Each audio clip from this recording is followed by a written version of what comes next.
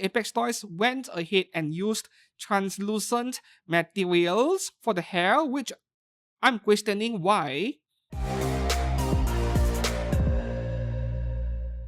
Hi and welcome back to the channel. I'm Steven from X Kurogane Studio. Today with a scale figure review, a figure that so many of you requested me to unbox and review.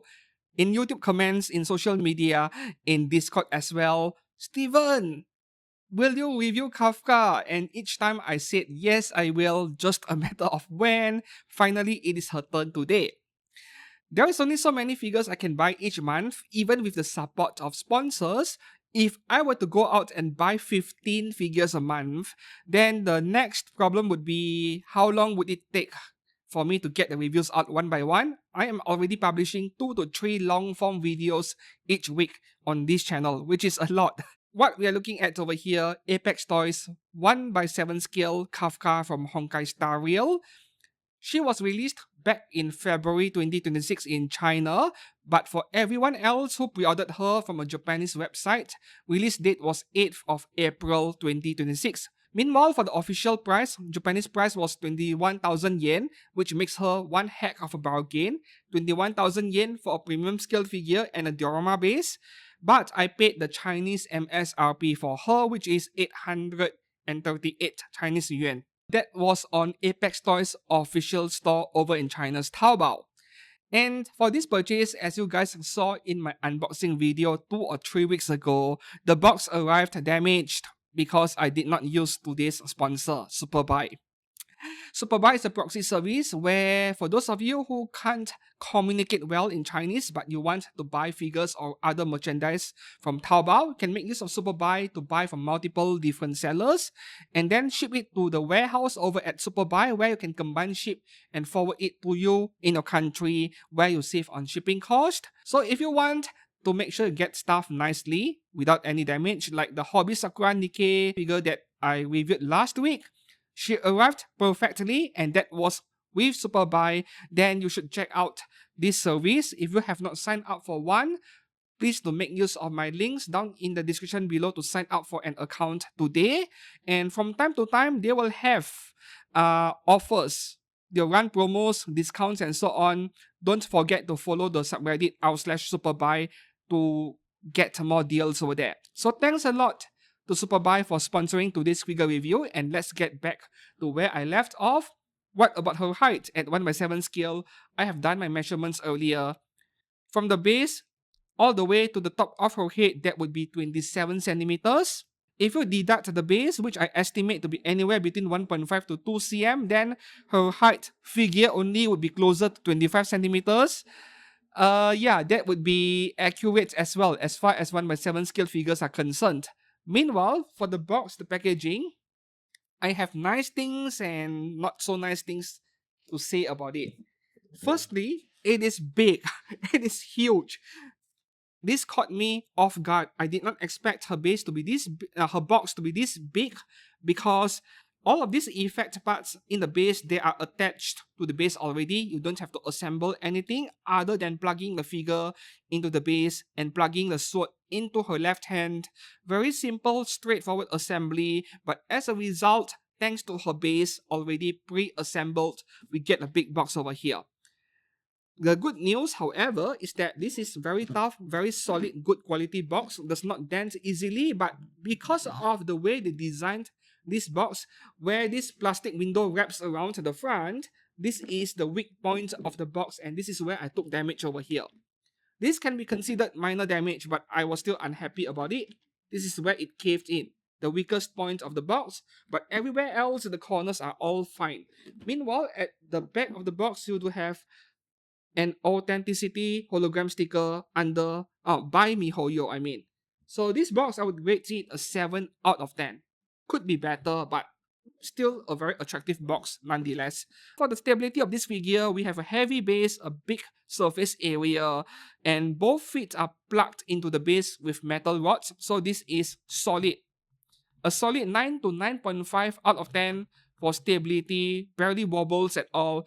I have seen figures that are completely rock solid, does not wobble at all. Those kinds of figures are 10 out of 10. This is 9.5. There's a slight wobble, but not much. Still a very high score, a very good score for this figure's stability.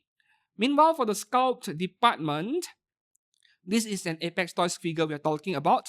I have reviewed at least half a dozen Apex Toys figure by now. Maybe more than that, way more. I did not count. So I kind of know what to expect regardless of whether it is 6,000 yen or 20,000 yen or all the way up to 40,000 yen. You know, that New Jersey wedding dress version. Or Ningguang was fairly expensive as well. This one, I could expect something similar to Apex Toys' existing Genshin figures like Hu Tao or their March 7 from Honkai Star Rail as well.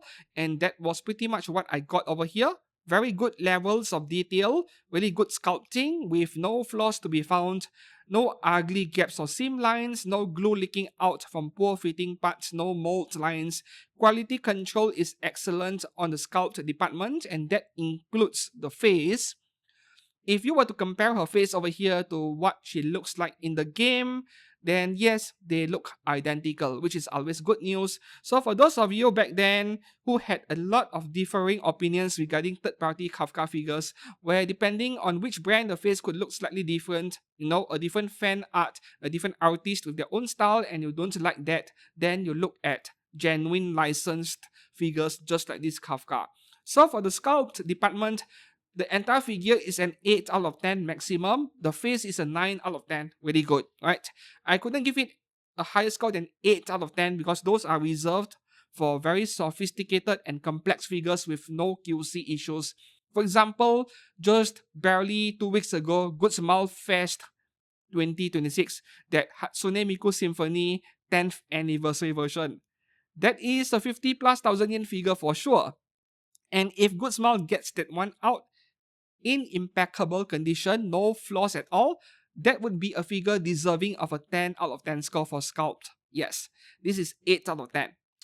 As for my comparison to third parties, which I brought up earlier, I said that the face can differ depending on which third party figures you go for. I happen to have Imagination Studios Kafka, which I reviewed like 2 years ago. The face is something subjective. I still like Imagination Studios version, even though it is slightly different from this Kafka's face. As for the detail in the sculpt, I would say they're about identical. Right, the detail level is about identical, but when it comes to paint work, this is where this figure is a bit disappointing in a subjective way. I feel like after I'm done reviewing this figure and all of the figures I unboxed in my recent figure haul, I am going to make a comparison video between this Kafka and my Imagination Studio Kafka, which I still have in my studio, so that you guys get to see a direct comparison with video footages. So when I say disappointing, what I mean is that the colors, the paintwork, and the finish on this Kafka figure looks a bit dull and too diluted to my liking. And this is something I would say personal preference, because when I compare her to the Imagination Studio Kafka, the colors on that figure is a lot more vibrant, a lot more saturated, and the figure overall looks very colorful. Meanwhile, this one feels diluted and dark and gloomy looking, probably because Apex Toys is trying to be loyal to the original artwork. How the character looks like in the game or the official artwork, they are following that closely, so this is what we get. Which is why I say this is something subjective. I like vibrant and bright colors, but this is not one of those figures.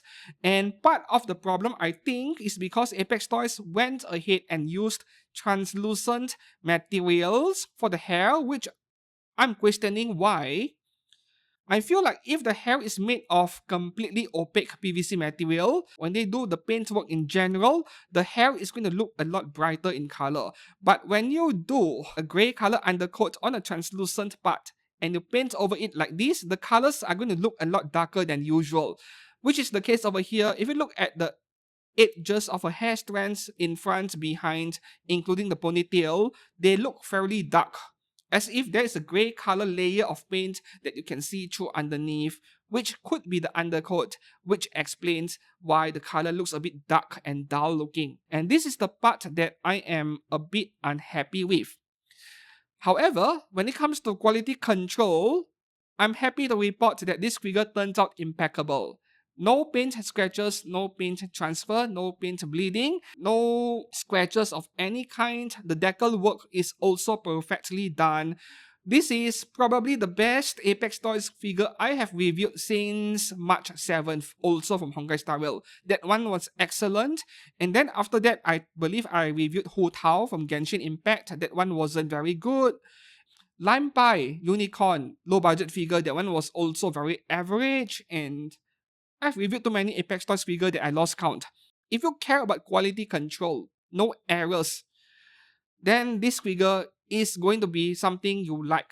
Right, that's good news over here. So for the paint work, I can give it a score of 8 out of 10 as well. I am not going to let my dislike for the dull colors, diluted colors, to affect my decision over here because that is subjective. Looking purely at the detail level of the character and the paint work, whether there are any flaws, this is also an 8 out of 10. Meanwhile, for the base, when it comes to a rock design base, because no matter how you paint a PVC rock base, they tend to look slightly plasticky, which is the case over here.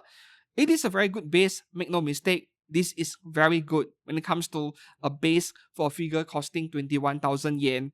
Huge diorama base with effect parts, very heavy in fact, so it makes the figure more stable. Both feet are plugged into the base with metal rods. So this base is a 9 out of 10. I'm very pleased about it. The missing 1 point in order to get a full 10 out of 10. Where did that point go? I don't like these effect parts. Are they supposed to look like beam sabers you see in Gundam? But I think beam sabers look better than these. Yeah, these are not very nice effect parts. I know this is related to her abilities in the game. I've seen the video footages, the gameplays, and so on. But I'm not sure if they are executed well enough over here. This is only a minor complaint on my side. It is still a very good base. So should you buy this figure? My conclusion for today's figure review is a big yes. 21,000 yen, guys. This is not 25, not 28,000 yen. 21. Figure brands today are giving you a PVC figure and a plain plastic disc base and they ask for 25,000 yen. Look at those Oma Musume figures, right? 21k, you get something like this and a figure that is pretty much flawless when you look at the big picture. Highly recommended. If you have been on the edge, like you are not sure whether to get this or not, you want to wait for more reviews, then I will tell you to go out and get one now if you are a big fan of Kafka. Your one other option is actually a low budget figure by Mietos, right? The purple dress Kafka costing around 8,000 yen or so, I think. Yes, that is not a bad purchase at all, and I have a very high opinion of Mietos in general. If you like that version and you can't afford this one, buy the Mietos one, even though I have not reviewed it yet, and I'm not sure if I will in the near future because I don't see myself buying another Kafka figure unless there is a better one that Alter comes up with. For example, I don't see myself buying another Kafka scale figure. So thanks a lot once again for watching, and I'll see you soon in a few days. Goodbye.